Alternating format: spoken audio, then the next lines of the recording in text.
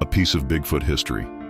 Nestled in the quiet corners of Rockbridge County, Virginia, Weyburn may not be the bustling metropolis many think of when they imagine Eastern America, but for a brief shining moment, this sleepy town became the epicenter of something truly unique.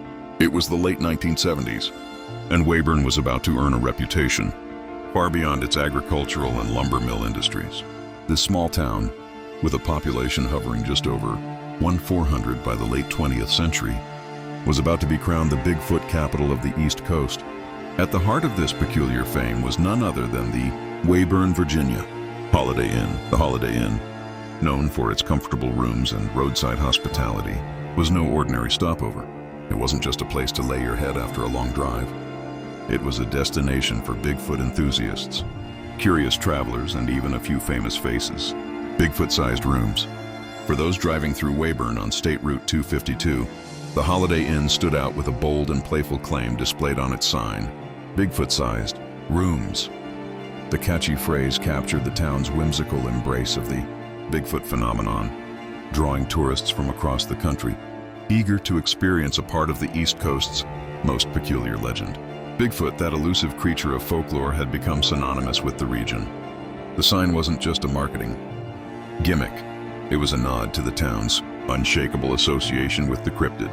Over the years, visitors, especially Bigfoot tourists, flocked to Weyburn, hoping to catch a glimpse of the elusive creature, or at the very least, to stay in one of those famed Bigfoot-sized rooms, which promised comfort, adventure, and perhaps even a touch of mystery. The rise of Bigfoot capital. Weyburn's claim to fame as the Bigfoot capital of the East Coast began to take shape in the late 1970s, when sightings of the creature in the surrounding forests began to stir the imaginations of locals and outsiders alike. Enthusiasts and researchers started to converge on Weyburn, eager to investigate the claims of Bigfoot sightings in the woods around the town. The nearby wilderness, with its thick, uncharted forest and rugged terrain, seemed like the perfect habitat for such a mysterious creature. In 1979, a report surfaced that a local resident had witnessed a Bigfoot-like creature roaming the area, fueling even more curiosity. With the increasing number of Bigfoot-related events, conferences, and even expeditions, Weyburn found itself in the unique position of being the unofficial Bigfoot Mecca of the East. The Holiday Inn played a significant role in this growing phenomenon, offering a comfortable and quirky place for visitors to stay while they ventured out in search of the legendary creature. A town with a quiet past. Despite its sudden burst into the limelight, Weyburn remained a small, tight-knit community throughout the years. The town, which had long relied on agriculture and the Shelby Lumber Company for employment, was no stranger to hard work and modest living.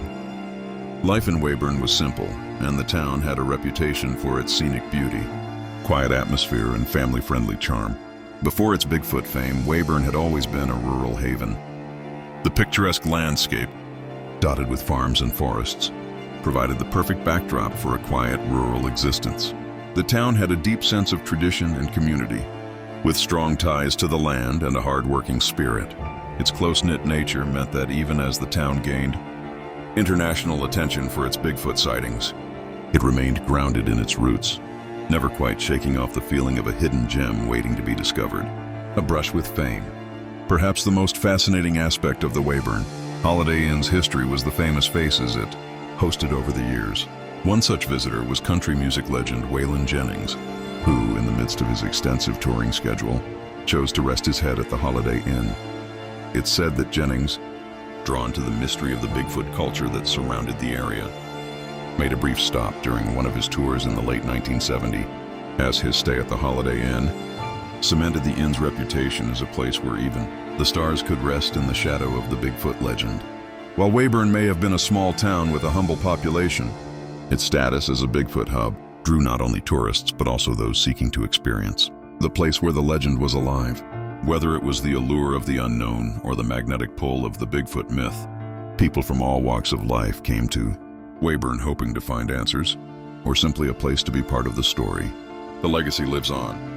Though the Weyburn, Virginia Holiday Inn is no longer in operation, and the Bigfoot fever that once gripped the town has faded, the legend remains a treasured part of Weyburn's history. The memories of that iconic sign, Bigfoot-sized rooms, and the many who passed through its doors, remain a fond piece of the town's charm. Today, Weyburn is a quiet reminder of a time when the town's fame was tied, not to the usual small town industries of farming and lumber, but to a legend that captured the imagination of people everywhere. The Holiday Inn, now a part of the past, continues to live on in the stories shared by locals and visitors alike. And, of course, in the myths and mysteries of Bigfoot that will never quite fade from the folklore of this small but unforgettable town. So, if you ever find yourself traveling through the northwest part of Rockbridge County, keep an eye out for remnants of Weyburn's curious past. And who knows, you might just find a story or two about the time Bigfoot really did put Weyburn on the map.